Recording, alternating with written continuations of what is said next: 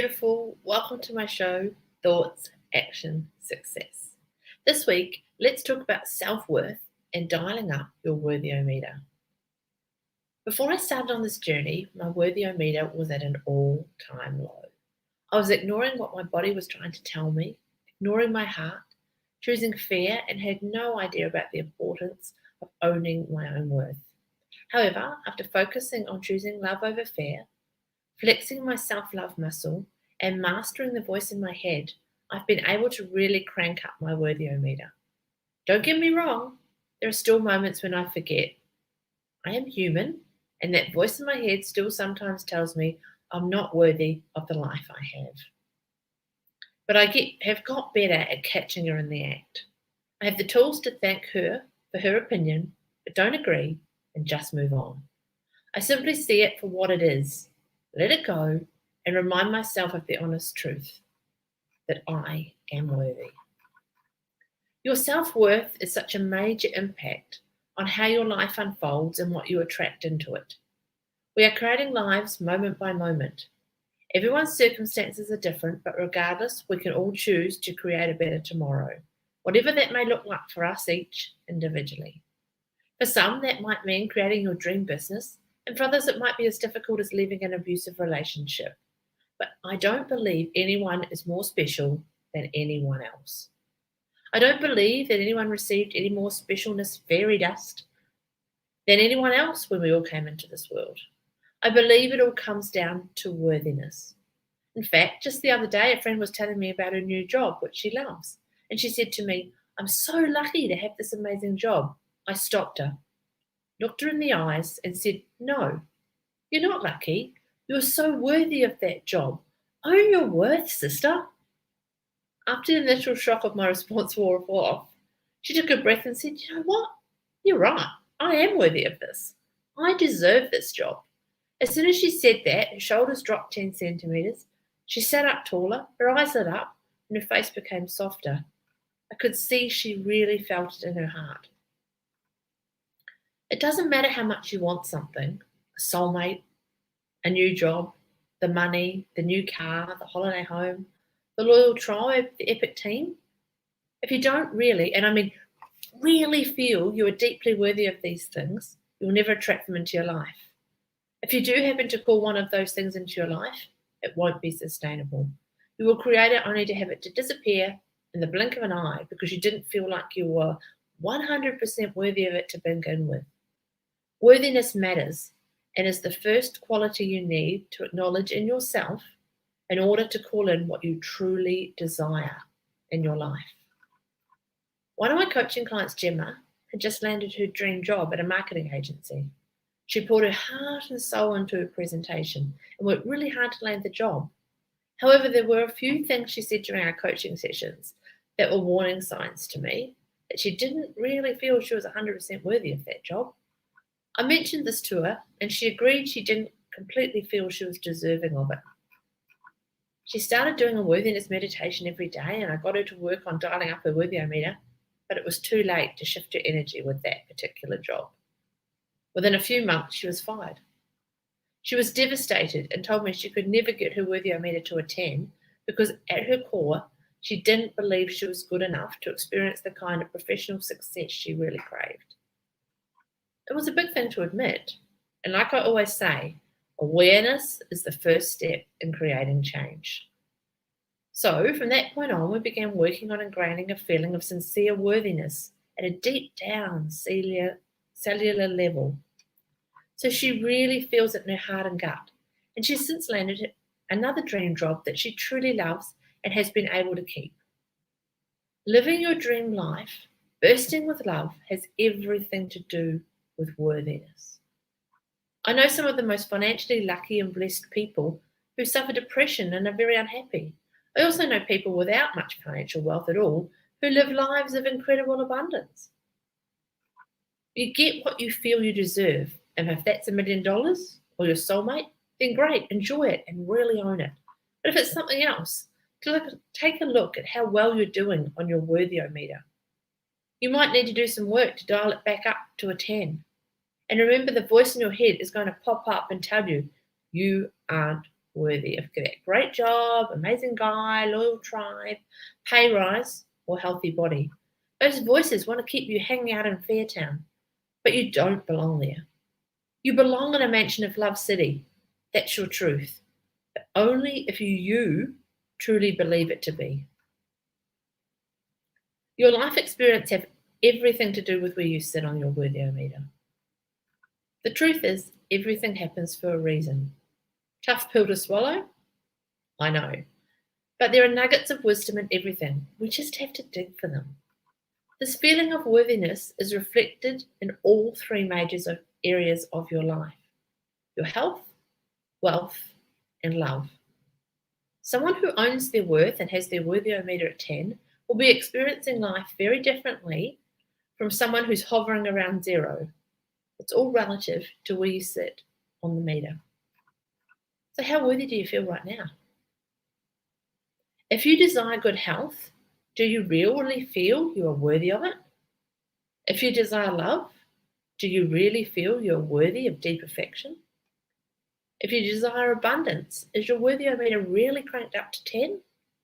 If the answer is no, or anything less than a 10, then you don't need to fix, change, or improve anything outside of yourself, my darling.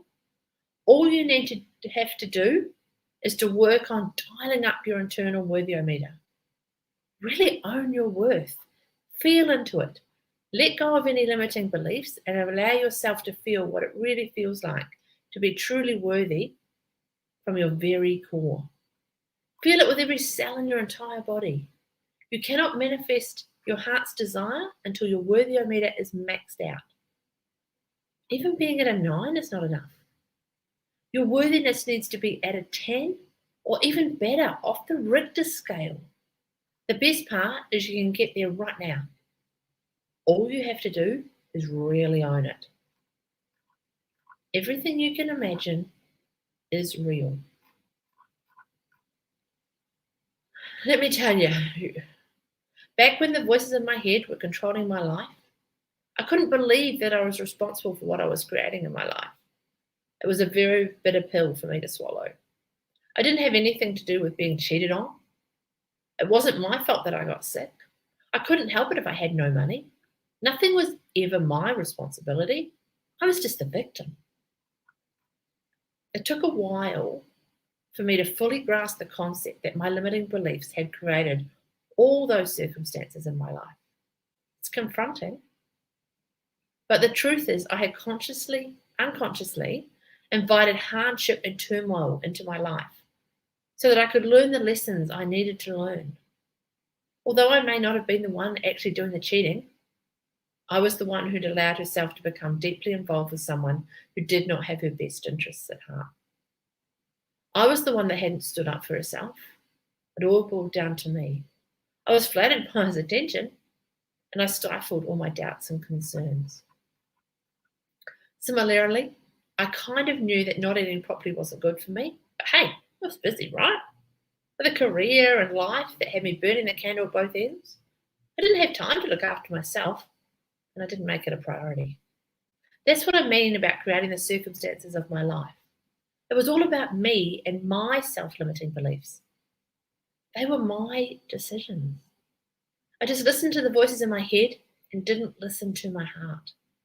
I needed to put on my big girl panties, take some responsibility for how my life was unfolding, and send my old limiting beliefs to the trash can. Some people might run away from that realization, but once I got my head around it, I embraced it. It's exciting when you finally realize that you are the director, producer, and leading actor of your own movie life. Seriously, how cool is that? And because we're all playing our own starring roles, we get to create our own lives exactly how we want them, moment by moment. You have the power, lovely. Even more than that, your actions today affect your life tomorrow. This can be confronting for some people because it means they have to take responsibility for their future. But for others, it's incredibly liberating to realize that they are the one in the driver's seat. However you feel, it's the truth. You are the one responsible for how your life pans out. No one else, just you. This also means that the phrase, "it isn't fair" or "life's not fair," is now eliminated from your vocabulary. It's gone. These attitudes are so self-defeating and useless. All you are doing is expanding negative energy that's not serving you or anyone around you. But now you know how to put your big girl panties on and are empowered to take full responsibility for yourself and your life. How awesome. Every moment is a clean slate, a fresh start, a new opportunity to be your best. Give it your all, show up fully, and choose love. How do you feel right now?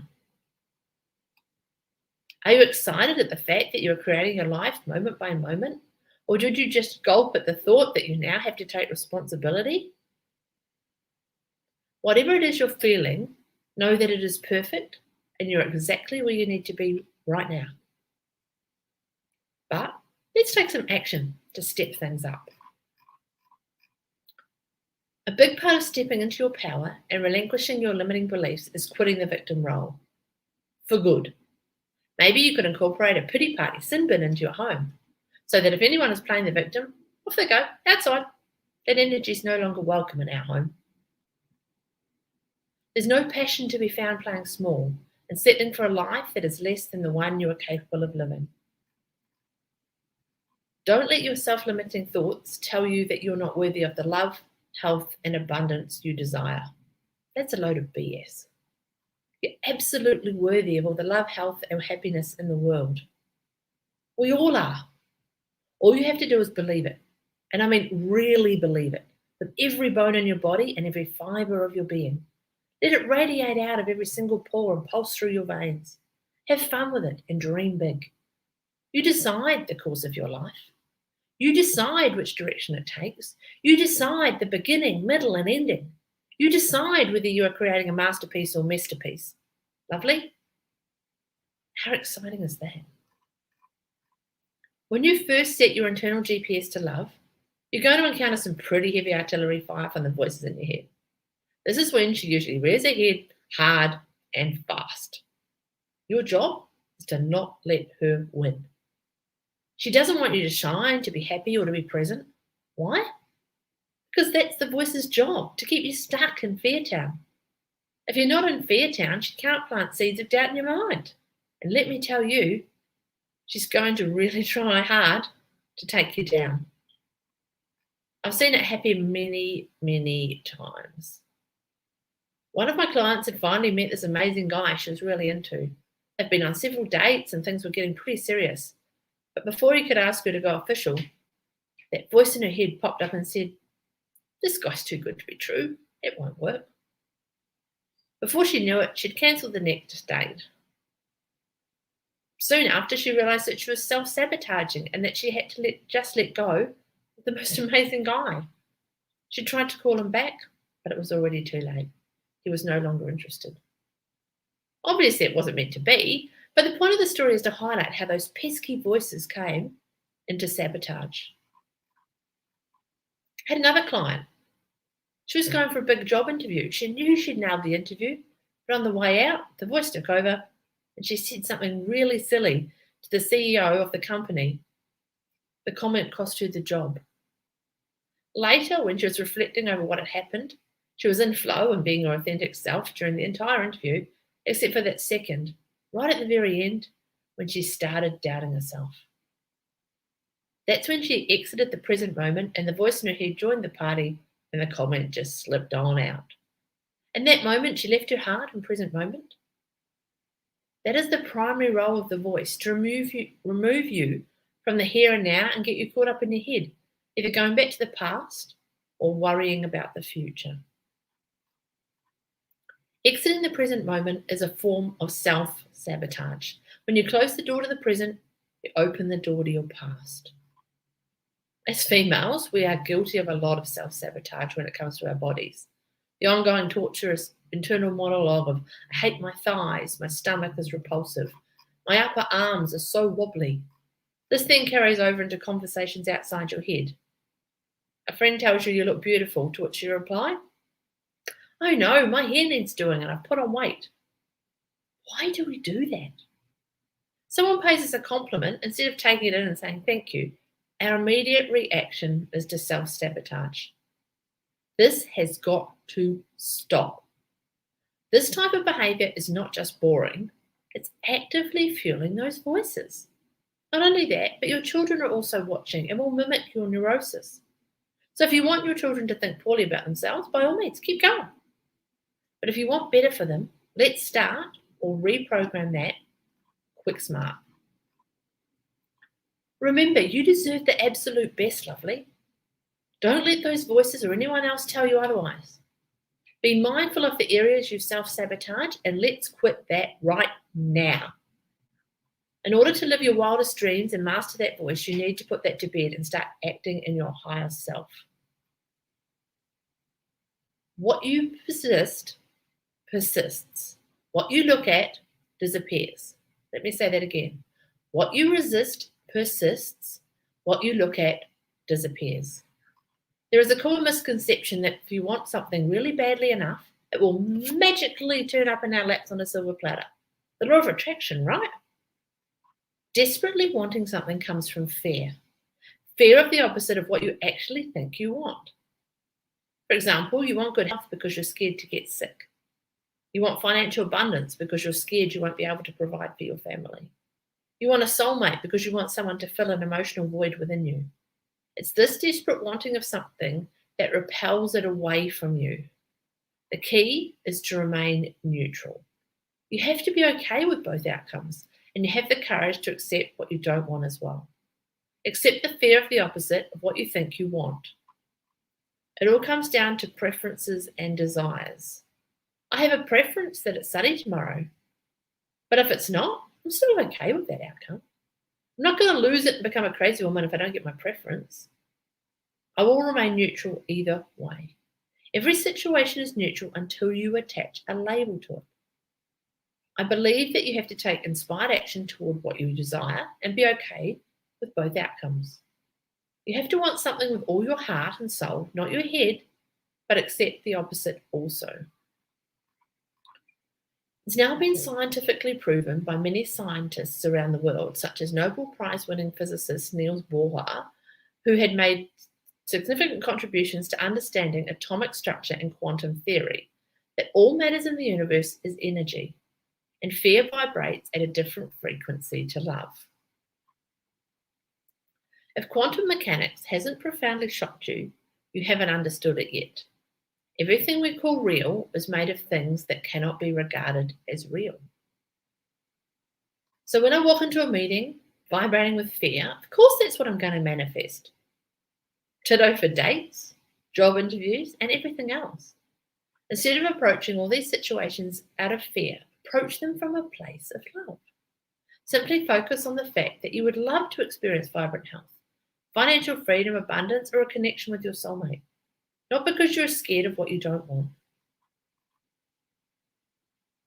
When you're hanging out with the voices in your head, you attract what you fear, and you repel what you truly desire.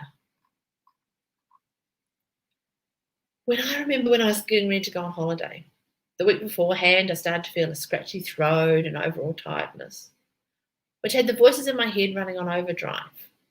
I so desperately did not want to get sick.